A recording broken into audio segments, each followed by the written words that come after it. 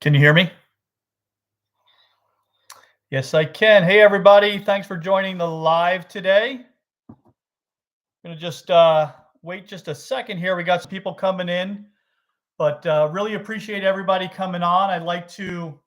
I'll introduce myself here in a second and talk to you a little bit about what we have going on at Top Tier Golf, and then open it up for any questions that anybody might have. And we'll get some questions answered about your own game.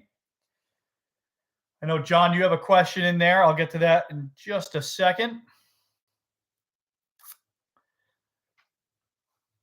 So I'll go through quick what we're doing at Top Tier Golf, and hopefully that gets everybody excited to get better at golf and talk about the journey of your game. So at Top Tier Golf, we're building a platform that's very unique.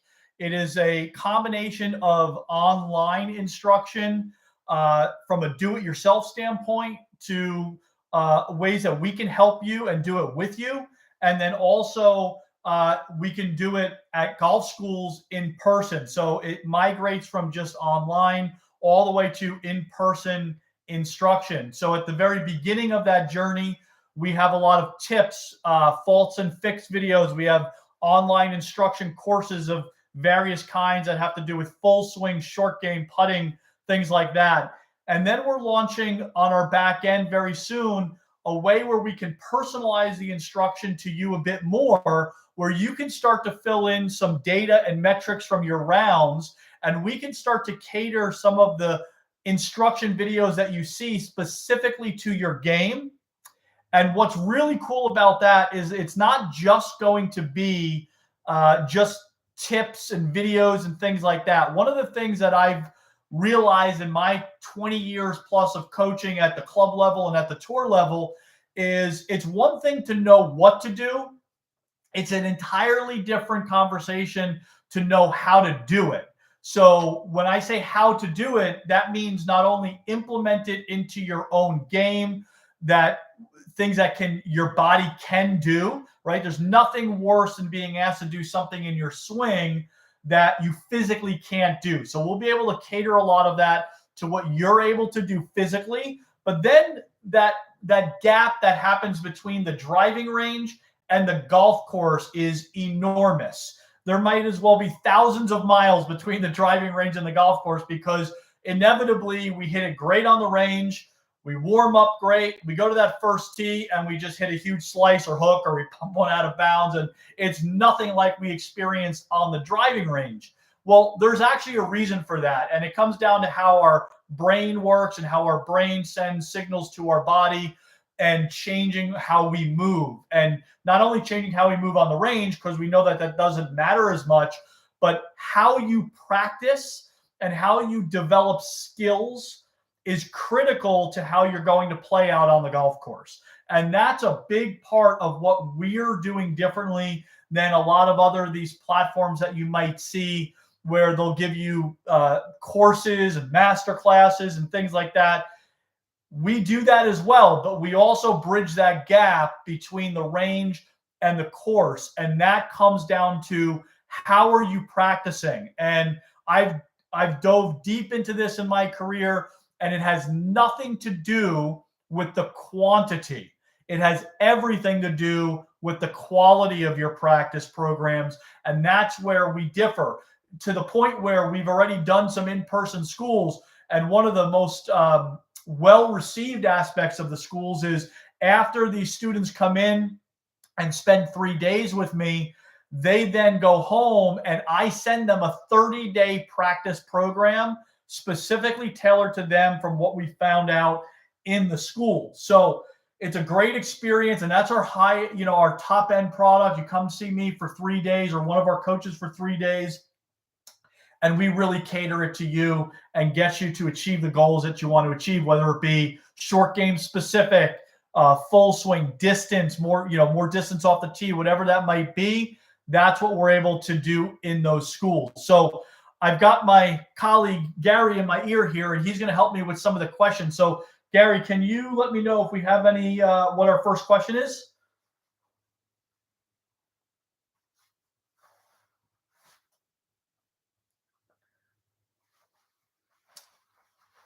Gary, I can't hear you if you're talking, but I can go ahead and start to read out the questions if I need to. Let me look at John's first. Um, okay, I've got you now, Gary. If you have the question.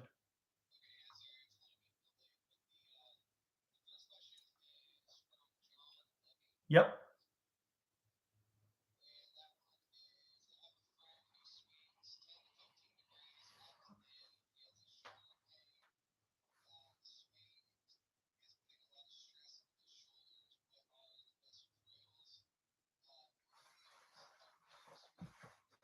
Great question, John. So the out to in swing question, I'm going to assume, and John, please type in to the chat box there if I'm off on this, but I'm assuming it's going to be your friend's lead shoulder that's the pain. So if he's a right-handed golfer, it would be the left shoulder. If I'm wrong on that, let me know. Regardless, we can do a couple things to help swing more in to out. Now, I will tell you, everything that happens in the golf swing is like a domino effect. So that out to in movement, right, at impact is really a domino effect of something that happened a lot earlier in the swing. So the way I have always done it in my career, and the left shoulder is bad, but he also has some pain in the right shoulder. Okay, so the way I always done it in my career is by studying biomechanics. I can understand kind of what happens in a sequential order, right? And we have to do that. So what I do is a lot different than a lot of coaches is I'll start analyzing a swing at impact, not at address, because I want to see what's happening at the moment of impact first. And then I'll start to rewind the tape and I'll take it back and I'll start to try and find where that first domino is that's causing the main issue at impact, because there are so many thoughts that you can have in your golf swing. There's hundreds of thousands of thoughts and feels and everything like that. But if you're able to reduce it down to its common denominator and find that first domino that could then fix 5, 6, 7, 8 other things in the swing without ever having to think about them, that's the holy grail when you're going for golf lessons and you're going to find a golf coach. So that out to in movement, typically what will happen is it's a pattern that occurs starting at in the takeaway. So if I'm setting up, if I take the club away and by the time the club gets parallel to the ground, if the club is stuck way behind me at this point, what ends up happening is I have no other option because I lose my range of motion or I max out my range of motion. And I have to start to reroute the club from what we call a shallow to steep type of a pattern. Shallow meaning it's more horizontal to the ground, steep meaning that the shaft is more vertical. And then from there, I have absolutely no way to get this club to the inside at this point. So I have to stand up and then I start to try and shallow the club that way. But the path is always going to be left cutting across the ball. So great drill for your friend is setting up. And when you take the club back, exaggerate this feel, because we know that feel and real in the golf swing are two completely different things. So you have to exaggerate the feel that you're trying to achieve, because we know in reality, it's never going to be as severe as what you're rehearsing. So I like this reverse loop type of a feel. We actually have a course on this called the reverse hinge technique that I did, helping a lot of golfers shallow out the golf club. So you might want to just tell your friend about that reverse hinge technique video series that we have on our back end, and that could certainly go even more in depth than I am here. But when you take the club back, when it's parallel to the ground, having that club head way on the outside of your hands. Think Matthew Wolf. If you go to YouTube and you type in Matthew Wolf, he's got this big loop to his swing. Well, that's an extreme case of what I'm talking about here. But just have your friends start taking that club back without really any hinge, right? So my lead arm and the club are all in a straight line, and the club head's on the outside of my hands. And then from there, when he sets the club, set it to the inside. So you're going from right palm down to right palm up. So right palm down, halfway back, right palm up, halfway down, and then he can deliver the club well from the inside. And again, over exaggerating is key. So a great drill that he can do to hit golf balls and get this feel is tee the ball up, like you would with an iron. Start with a 7-iron doing this. Always put it on a tee when you're learning something new. You don't want to bring the ground interaction into play just yet because it complicates things. Don't even have a target. Just have him set up on the tee, 7-iron, little swings like this, and try and get him to feel like he's going to get it way behind him, and he's going to try and hit shots as far to the right as he possibly can. A dead block, right? So way from the inside, just hit it as far to the right as you can, because now what you're doing is you're feeling the most extreme example of coming from the inside, hitting a big block. And then as he gets more comfortable with that, let him try and feel a little less, a little less, a little less, and it's going to start to bring it in to the middle, and he's going to start hitting shots with little draws that way, more quicker than you can imagine. I call it the sprinkler drill, right? You know that sprinkler on your front lawn when you're growing up, it just kind of shoots in all different angles. So that's exactly what you want that player to do. Start way to the right and then work your way back to the middle. So many times we try and be perfect and we're trying to get it just right. And when you're dealing with margins that small, you'll never be able to repeat it over and over and over again. But if you could feel an extreme example and go to the other end of the spectrum and then work your way back to the middle, that is the way that you're going to be able to make bigger changes faster, because you're going to feel the difference much quicker. Hope that answered your question. Let me know if you have any follow-up to that one. Gary, do we have any other questions? Okay.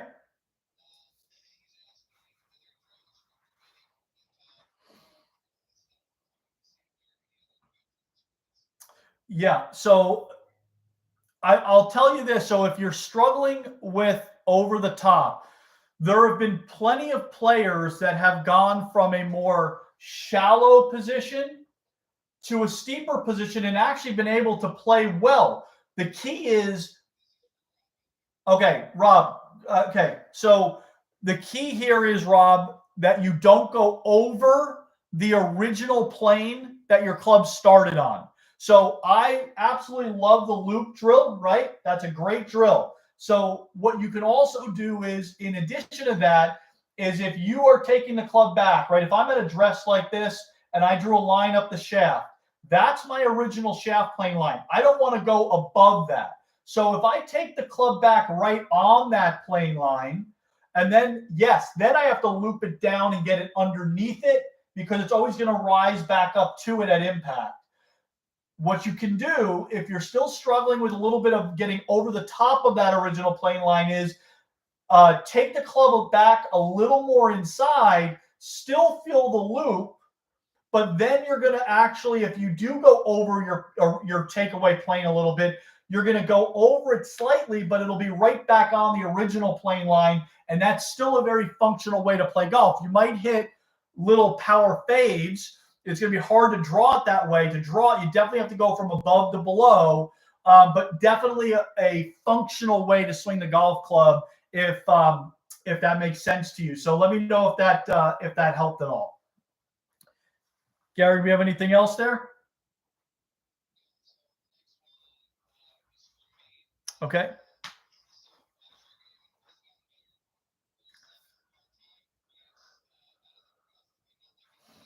Yeah.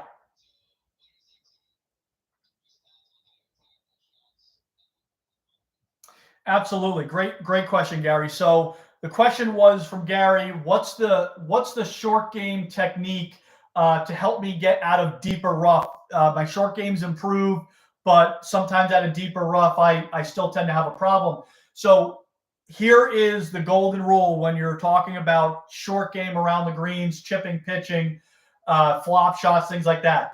The deeper the rough and the more the ball is sitting down, the steeper you have to be in your approach into the ball. You don't want to catch a lot of grass coming in shallower. So, if I'm setting up to hit a chip shot and I'm in the fairway, I can take the club back very shallow, one piece like this with very little wrist movement, because I don't have anything that's going to interfere with the club coming into the ball.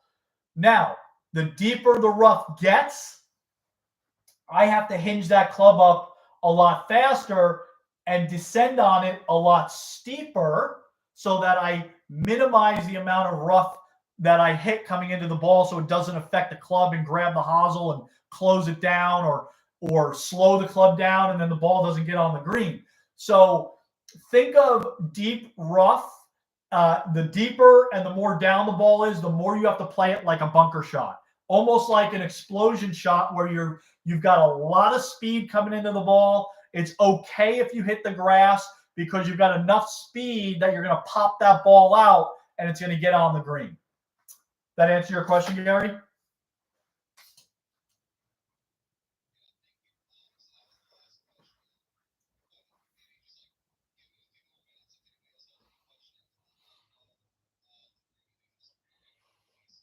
Yep. Yep. Okay, so we're just going to wait for a couple more questions, but while we're doing that, back to what I was talking about, our back end, right? So we have what we call the Champions Academy.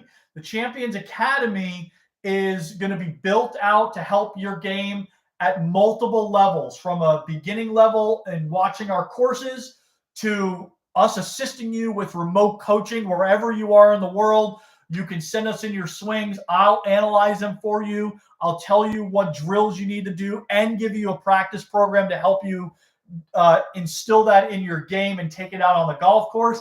And then if you enjoy that, we have these great, unbelievable experiences with in-person golf schools. Right now, we're doing them in Florida. We're doing them in Arizona. Pretty soon we'll have one in Colorado and another one in Florida. So we have a lot of opportunities for everybody to come see me or one of our other coaches in person and really dial in your game as much as we possibly can by being there with you. And then these, what we call these podcasts or these lives, are Winner Circle live events. So these are meant for me to come in and answer any questions that you might have about your game. If you have any questions, things you see maybe when you watched the tour event last week, things that kind of pique your interest. But I'm happy to answer any questions that you have when you come on here. Yep. Go ahead. Yep.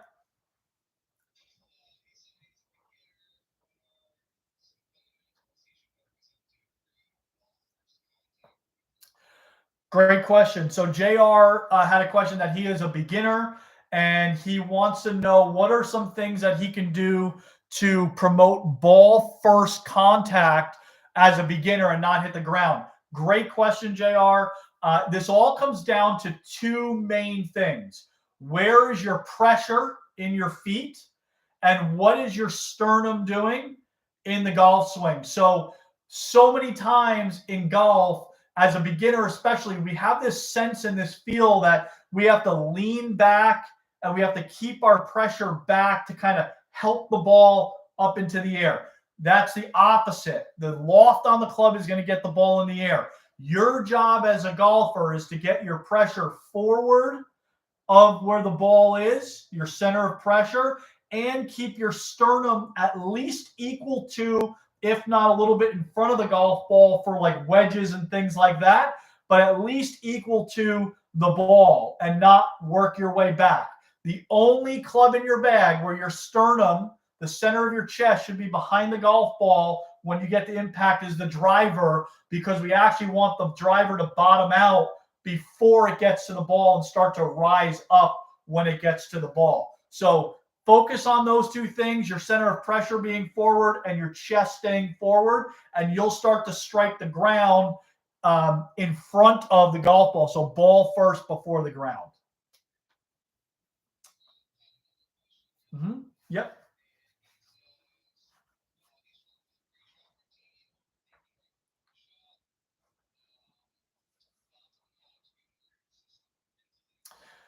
Great question. So Rob had a question about his pre-shot routine, and he thinks too much over the golf ball, and how can he kind of clear his mind a little bit before he gets up to hit the shot. So there's two famous coaches, Pia and Lynn, and they founded something called Vision 54. It's a mental game training thing that they've done over the years and worked with a lot of tour players on. One of the main components of what they teach, and I agree with this, I've put it into my own words in my coaching, but they have something called a think box and a play box. So I call it the zones, right? So you have your think zone and your play zone. So when you're behind your golf ball, I'm way back here right now. Back here, I'm allowed to think whatever I want. I can think about my technique. I can rehearse it back here. I can do anything that I want. The minute I step into my play zone, which is where I'm addressing the golf ball, all I am thinking about is going through a couple waggles. I'm just thinking about my ball and the target and nothing else. That right there alone will help you clear your mind when you get over the golf ball and not have 1,000 thoughts when you're trying to swing the club.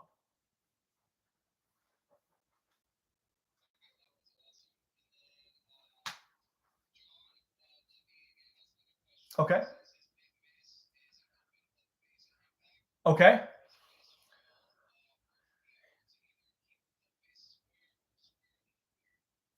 Great question, John. So the question there from John is that he struggles with an open club face at impact. What's the best way to kind of get that club face square or closed? So if we break this apart, there's a lot of different directions to go here, John. But the one thing that you have to understand is the most influential part of your body that directly affects the club face opening and closing is your wrist, specifically the motion of flexing and extending. So when I set up here, let me grab my wedge.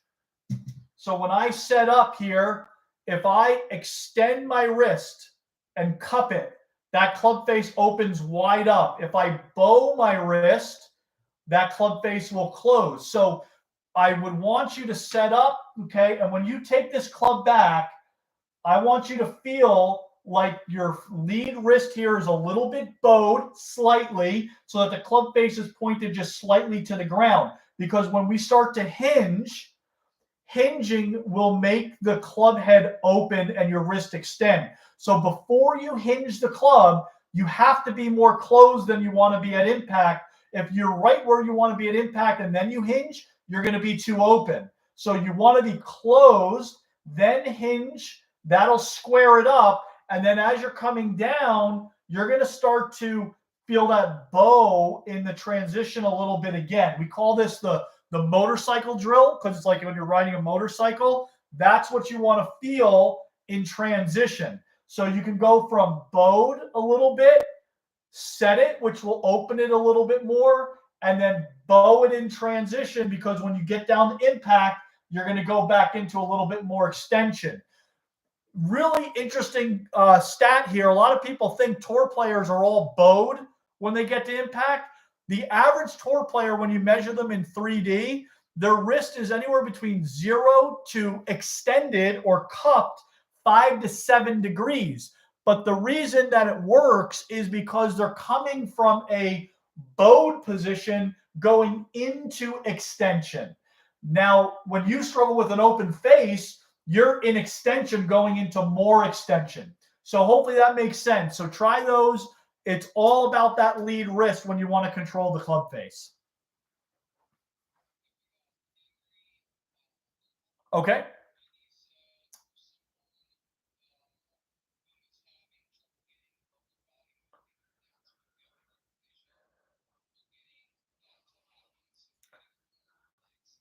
Yeah, yeah, great question, Henry. So Henry's question is, how do I get my lower body moving a little bit more in the downswing? Now, again, Henry, I don't know you personally. There could be some physical things with your hips if they're tight, whatever that might be. I don't know, but I'm going to give you an answer on a drill that will help with this. But again, if you're tight, then we might want to take a look at that to give you some exercise that can help loosen it up. But one of the drills that I absolutely love to get that lower body moving in the downswing and moving first. That's the key, because the sequence of events we want from the top of the swing is we want the pelvis to go first, then the torso, then the arms, then the club. That's what we call the transition sequence, and that's what allows you to build more energy up through your body from the ground.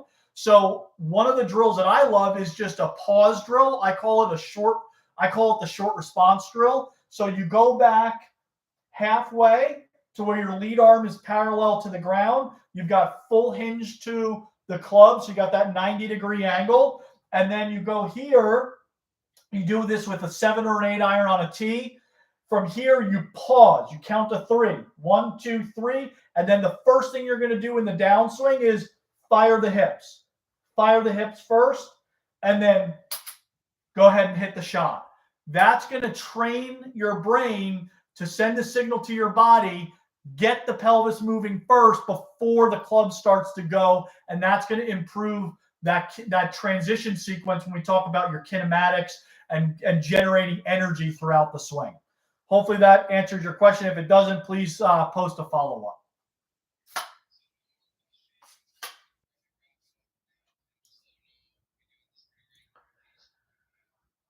Okay, yeah, so it looks like that was the last question there. So I want to thank everybody for being on. Really appreciate all the questions. We're going to be doing this very regularly, so hopefully you all can join us, and we'll start to get some great conversations going about how you all can play better golf. So thank you for joining. We'll see you on the next one.